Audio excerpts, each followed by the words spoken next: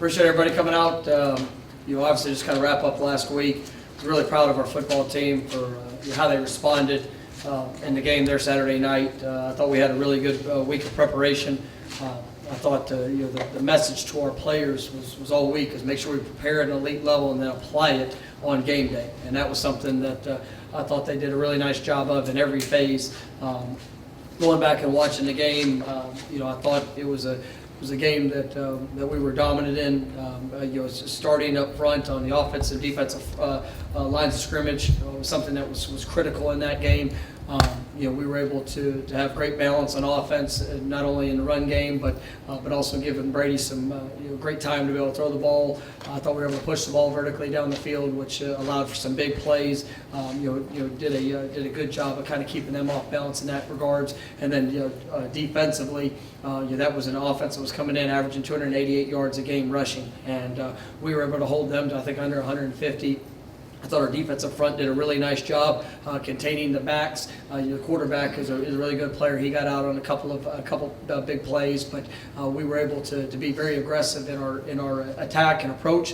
We were able to force 3 takeaways, which is something that was huge for us. We wanted to have 100% ball security and obviously win the turnover margin, and we were able to do that with a +3, which was big in that game. And then special teams, I thought played one of our best games. We had a bunch of big returns in our kickoff. A return game. Our coverage unit was phenomenal. I thought Riley did a great job of locating his kicks. The times that they did try to bring the ball out, I think we were able to stop them inside the 20, three separate occasions, and then we were able to also flip the field there with our punt unit when it was necessary. So all in all, I was really pleased with our football team to get our 6th win, to become bowl eligible, and continue on our path of trying to improve each and every week, which is, leading up to this week, having to go back on the road, playing a Tulsa team that I think schematically and with some of the playmakers they have present a great challenge for us. Defensively, it's an odd front that bases out of basically a 3-3-5 presentation. They've done a really nice job throughout this year. Being able to be multiple in what they're doing with their pressure package, also with what they're doing in their coverage. They've got some really, athletic, but also long guys up in the defensive front. Their defensive backfield's very experienced. It's a group that is senior, junior, and senior heavy, so they've got a lot of experience playing in this defense. Offensively, I think Coach Montgomery is one of the best offensive minds in the country. He's they're going to spread you out. They got the quarterback has got an incredible arm strength, can throw it all over the field, and they do a wonderful job in their schemes and their run game. Being able to keep you off balance in what exactly they're trying to do. So we're going to have to go on the road. We've got to continue to prepare at a high level, and then we've got to go and play at a high level to give ourselves a chance to be successful. With this Tulsa team having obviously been challenged already, they face a team like SMU. How much do you guys have to just prepare for them to completely throw everything at you guys for another tough challenge? Yeah, I mean it's another week in conference play, and it's a Western Division opponent. You look at Tulsa; they probably played one of the toughest schedules in the country. I think it's I think they got the 10th toughest strength of schedule up until this point in the season, and they've been competitive in each and every game.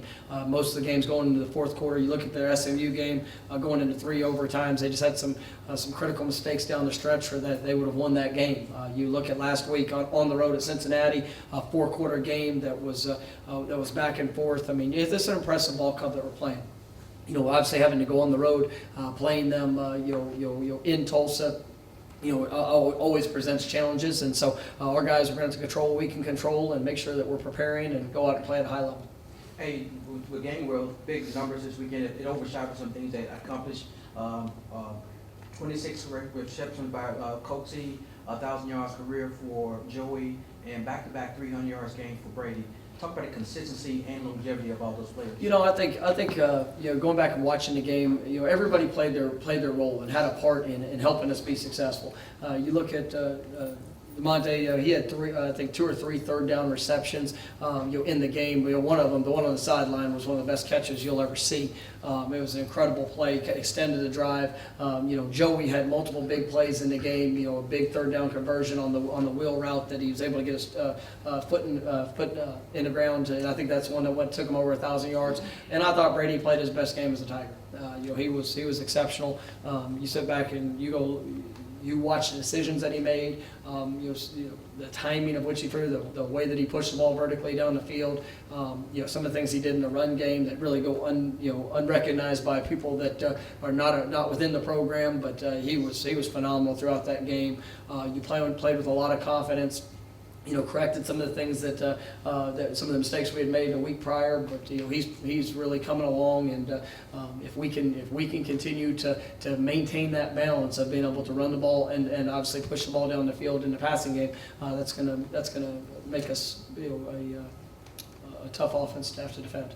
Coach, about the offensive line, do you think that they're starting to gel a little bit better because he had good time to throw? Yeah, I thought they played their best game. From a protection standpoint, you sit there. That basically the same defensive front a year prior sacked us 7 times with a veteran offensive line, as our guys are growing and to continue to develop, we challenged them this last week, and I thought they responded in a very strong fashion.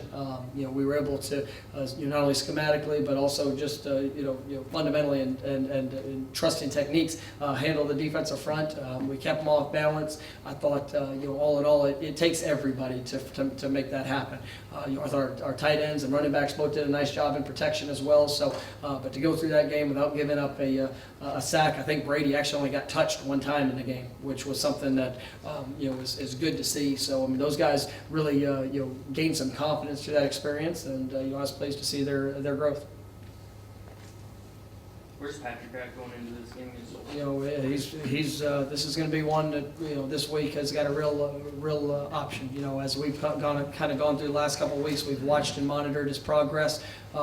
Seeing him last night, he was out on the practice field working some individual drills, and I thought he looked really good in his movements. But at the end of the day, it's all going to be based off his comfort level. Patrick and I, along with the doctors, our training staff, we went through it. Each and every week, making sure that he's 100% when he steps on that field, and there's going to be some things conditioning wise that we're going to have to do. But I plan on seeing him get some work as we bring him back into to being full speed. But I'm looking forward to seeing how this week progresses. When you do that, talk about his condition work. How can you balance that? You don't want to have him get too much reps on that foot. Yeah, you sit there. It's a kind of a fine process to have to go through. Our athletic training staff does a phenomenal job in maintaining that, even through times where guys can't practice. We try to do everything in our power to make sure the conditioning level is as good as we could possibly be. I think you're seeing that like with Chris Claybrooks, who was kind of similar situation. He's come back and been able to play between 30 and 50 snaps in the last couple of games, and so that's really kind of what we're looking for is if we get Patrick Taylor back to be able to impact this team, even if it's at somewhat of a limited role as he's kind of getting back into a full game conditioning level, and that's gonna be huge for this offense and for this football team. Patrick's a great leader. He's a wonderful player, and I'm definitely looking forward to seeing him back out there. You mentioned his leadership. He's obviously been a guy on the sidelines encouraging his guys. You obviously know that, but is that comforting to see that he's continuing to be that leader, even though he's not playing, just doing things you expect him to do? Yeah, everybody's got a job to do, and just because you can't step between the white lines doesn't mean that you're not that you're excused from the responsibility for this team. And whether it's every player, every coach, when we're on that field, we've got to make sure that we're all pushing each other forward, helping hold each other accountable to doing what we say we want to accomplish. And I think Patrick's done a nice job of that. And when he does come back, is it with how you guys used Gainwell last week as a receiver? Does that kind of give you guys a lot of options where if Patrick comes back, you can kind of mix some things up and just keep the offense going as you need it to? Yeah, we're going to play the strengths of our guys. It's the same thing that we've done each and every year. We've been fortunate to have a lot of good running backs here, and we're going to utilize those guys and make sure we showcase all their skills and talents. how do you block out the noise, everything that's around the program or everything about future games they don't have? How do y'all block that out going into this weekend? I mean, it's because it's all about this one, and it's really that's the approach. That was the approach last week. You know, it's been the approach since January. You have to focus on what we can control, and the only thing we can control is today.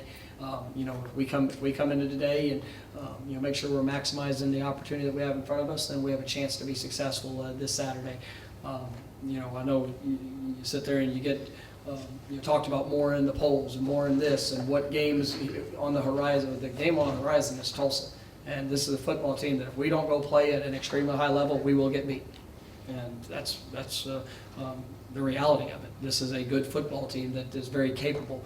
You know, we have been in the polls before this year, and really that did nothing for us when it came to actually having to go out there and play the game. So it's all about what we're doing right now, the one play that's in front of us, the one practice that's in front of us, and then the one game that's in front of us. Was this the best game your defense played as well? I mean, I think collectively as a football team, it's probably our best game. I mean, defensively, you know, there were some mistakes that were made that allowed a couple big plays. You know, I think that you know, our response was really good. I thought our guys, you know, going against a very talented offense, I mean, they made them uncomfortable. We were able to get pressure on the quarterback. We forced some early throws, created some takeaways. You know, I think we had seven or eight tackles for loss, which was huge. But I mean, our guys, you know, they played more to our standard this last week, and you know, it was definitely not perfect. There's a lot of things we have to continue to correct. You know, if we want to put ourselves in a great position here this week. Any update on Sanchez Lake? He did return after. Yeah, you know, Sanchez will be out. You know, I guess we'll say indefinitely. Just kind of see where how long the injury you know, takes to kind of get back. I don't really want to put a firm timeline on it, but he will be out this week, and we'll see where that you know, how long that takes for him to be able to get back on the field. Which, you know, it's a shame. You know, I'd say Sanchez has probably played as well defensively as any player we have on our team. You know, he's been exceptional this year, and I mean, you know, even the I think he only had, you know, maybe 15 snaps in the game the other day, but he was playing at an elite level, and it's just a shame when you see somebody go down. But you know, it provides a new opportunity, and like you look at Carlito Gonzalez, you look at you know, Tyrese Lindsey had to come in that game. I thought they played well. You know, there's some things that Quindell Johnson provides us with some flexibility there in the defensive backfield. You know, be able to get John Broussard back has helped our depth, and you know, they're you know, in the you know, within that DB room. So the depth has been tested, and that's something that you showed up early in the year with Chris and John not being available. But now it's, you know, one man goes down, another one has to rise up to the new opportunity. How is Chris Players, because he went out after Yeah, he's fine. He was, you know, obviously it's just this normal game soreness things, but yeah, he'll be fine. All right, thanks, guys. Coach. Yeah, Coach.